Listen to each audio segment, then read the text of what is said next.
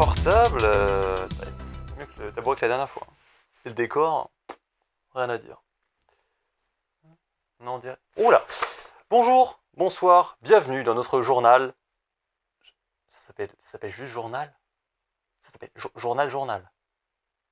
Bonsoir et bienvenue dans notre journal. Le peut-être reconfinement annoncé par le gouvernement, qui sont les mieux préparés? Spoiler, ce ne sont pas les gamers, reportage, j'en passe. C'est dans cette maison que nous nous sommes infiltrés pour aller compter les PQ de Robert. Hé, coucou Jamy, je suis actuellement dans la maison de Robert, mais pas Redford. Ici, on peut constater une odeur nauséabonde. Et ça sert à quoi, Jamy? Eh bien, ça sert à repousser les nuisibles, donc les voleurs ou encore les héritiers. Et on va tout de suite aller regarder combien de PQ le Robert a stocké. 283. Ah bah, coucou Jamy, je t'avais pas vu. Eh ben je suis actuellement à 283 rouleaux de PQ. Mais t'inquiète pas Jamy, il y en a plein d'autres. Pour le confinement toujours, des techniques pour se détendre ou encore se relaxer sont légion sur internet. Aujourd'hui, nous allons parler du yoga et croyez-moi, faut pas s'endormir. Alors, avant le confinement, il y avait beaucoup de gens qui ne comprenaient pas le yoga ou même ne le connaissaient pas.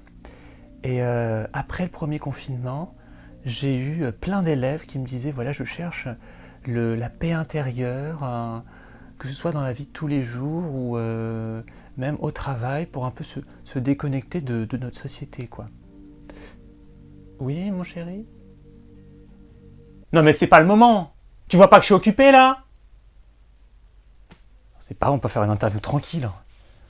Je disais quoi moi déjà? Ah oui, c'est ça. La recherche de l'apaisement, du contrôle de soi. Et donc voilà, cette formation, elle sert à ça en fait.